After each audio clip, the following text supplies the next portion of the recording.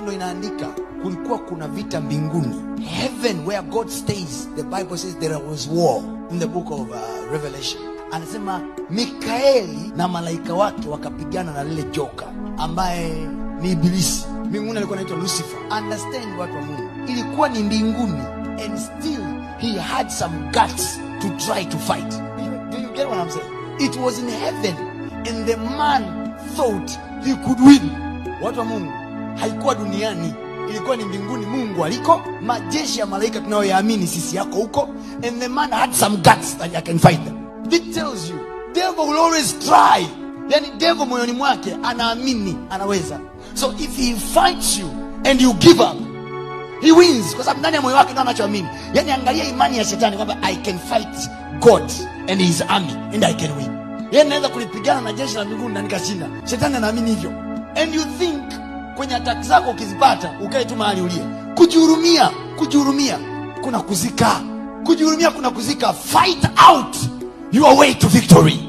Never allow any situation ambayo shetani anarusha mabomu yake kwenye maisha yako, usiruhusu kamwe zikakukalisha chini. Fight out. Na haya ndio mambo ambayo probably hatukuwahi kufundishwa kwa namna hii.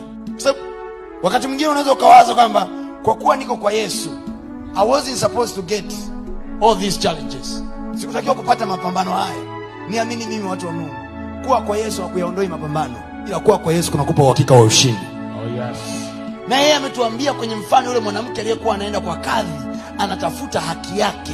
Biblia inasema hivi, yule kadhi anasema hivi, kwa vile asivyoacha kunisumbua ndio nitampa kazi. Kwa yule mama angechoka, angesema hivi, naenda kila siku hanipi, maana mimi naacha. Sikiliza, watu wengi mmewaachia mashetani, mmewaachia adui zenu, mmeachia watu maeneo yenu, mmeachia watu fursa zenu, mmeachia watu kesho zenu, mmeachia shetani future zenu, mmeachia shetani hatima zenu, kwa sababu mmechoka kupigana, mmechoka kuzipambania. Listen to me. Shetani anaamini siku zote kwamba ana uwezo wa kunyang'anya hicho anachokitafuta. Ana uwezo, anaamini kwenye akili yake, kwamba ana uwezo wa kufight na kufanya ushindi. Kwa sababu gani? Anajua mioyo ya watu inakataga tamaa. If he can get you to the place of giving up, ameshinda. But if you say I will not give up, I will fight back until I see breakthrough. I will fight back. I will fight back. Biblia inasema huku ndiko kushinda kwa ulimwengu. Hiyo imani yetu. Yes. Do you know it is also faith when you are beaten and still you have some guts to go back to the war. Kwamba katikati ya hili ninalopitia pia I can have a way to maneuver my situation and become better than I was yesterday. Oh yes. I pray in the name of Jesus. Amen. No matter attack shetani anazokuletea kwenye maisha yako. Yes. Biblia inasema tuvipigane vita vizuri vya imani.